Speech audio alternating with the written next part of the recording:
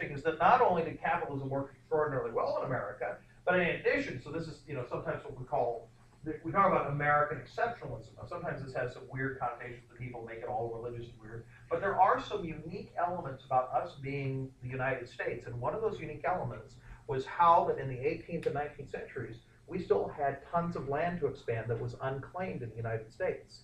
That's a powerful thing, because people still see land as this huge value. And so we're going to have an interesting thing, that the difference in wealth between even the poorest person in America and the wealthiest person in America, as long as so many people can own land, it's not that different, right?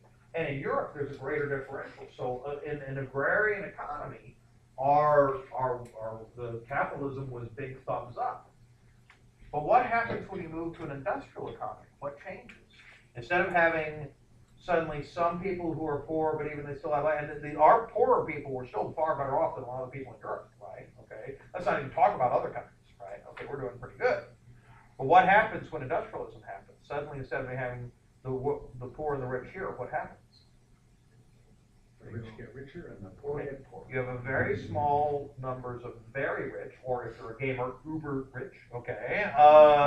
And what happens? You have a very large number of working poor. And what do they not own for the first time? A lot more people do not own land.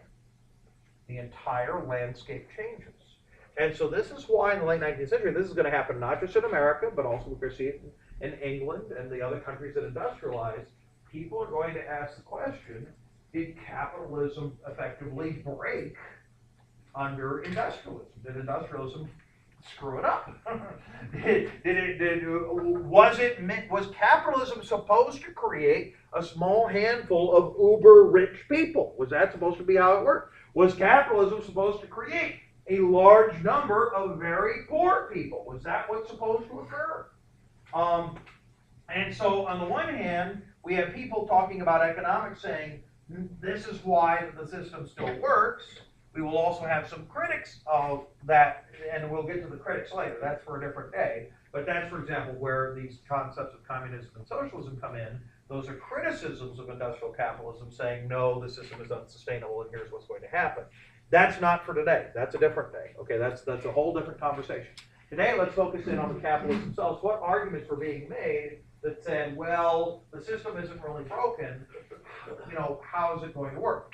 One of these big theories was put forward by a guy named Herbert Spencer, okay? And Spencer, which we would most properly call his theory Spencerism, but becomes popularized under the name of social Darwinism. Now, this is very confusing, because social Darwinism, remember how we said in our research lecture there's a difference between like real science and non-real science and all that sort of stuff. By using the word Darwinism, Spencer is going to try and make his theory sound very scientific. Very, very. It's not. Okay? But it's going to be important. So in order to understand social Darwinism, actually let's take a step back because we're going to have to contrast this. Let me first of all ask this. What is Darwinism?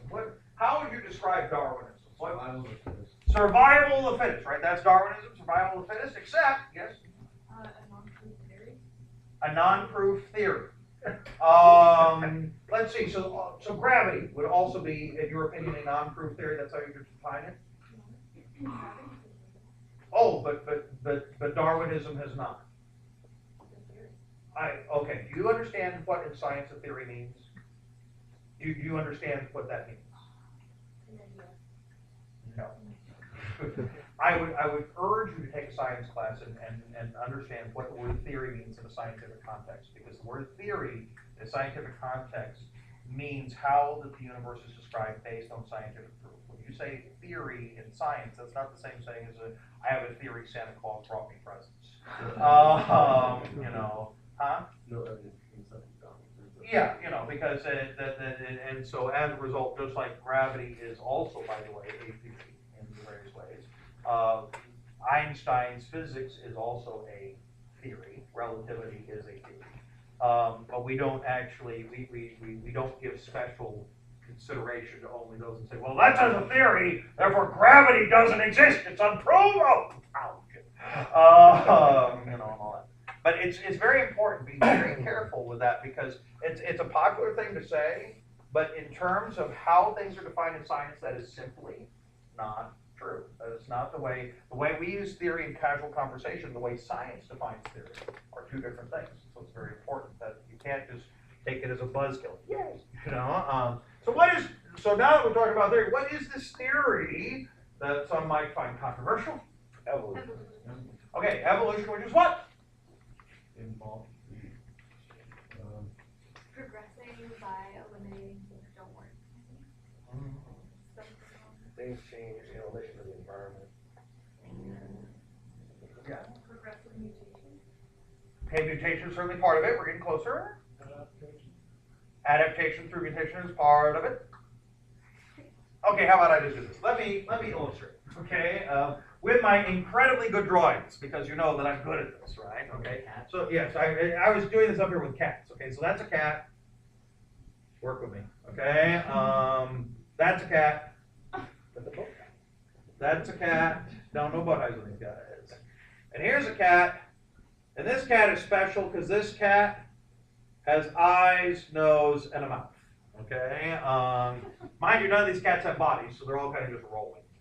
Okay. Now, let's imagine for a moment, okay, that these three cats, these have no eyes, nose, and mouth. And so in this generation, the trait of eyes, nose, and mouth is less pronounced, right? Okay. Now, this poor cat just rolls around and gets hit by a truck. Okay, end of cat. Okay, beginning of run. Whatever. This cat is kicked by a small child into a fence as a soccer ball, and it dies, and that's the end of that cat. This cat manages to roll into a male cat and actually have one litter of kittens. Now, how she does this and not actually still be able to eat or breathe, don't ask me, it's magic, okay? And so in this litter of kittens, she has 5 kittens, and those kittens all contain her trait of no eyes, no mouth. This cat, being a female cat and having eyes and a mouth, she's able to roll around for quite a while, rolls into a number of male cats. Because if you've ever had a female cat, you know there is no gift that gives more to you. It is the gift that keeps on giving, a female cat that's unspayed. Okay? And so she has, let's say, 4 litters of cats. And we'll say they're all 5 because that's even convenient. And so in this generation, all those have eyes, nose, and mouth. Okay? And apparently the way I grew it, I had. But whatever. Okay. So in this next generation, which trait has become more dominant? The eyes, not the ears. Eyes, mouth, and nose. Okay. Yeah, well, it didn't have to be the same word. It's all good. You know? So what ends up happening is that it's mutations that are successful in giving reproductive success will in future generations lead to that becoming more dominant traits, whereas those that do not lead to reproductive success are more resistant. Now, this is not a crazy notion, okay? How do you think, when we crossbreed for fruits and beans and all those sorts of things to make drought-resistant crops and all that, what are we doing? We're actually we're using evolution, we're using Darwinism, with a little bit of mental thrown in there, you know, and all that. Dog breeds. Huh? Dog breeds. Yeah, dog breeds, which are good. The very fact you have weird shit breeds of dogs nowadays, and cats, like you show dogs that are all one supposed things, and we've actually bred animals to be very specific for specific uses, or for our idea of pretty.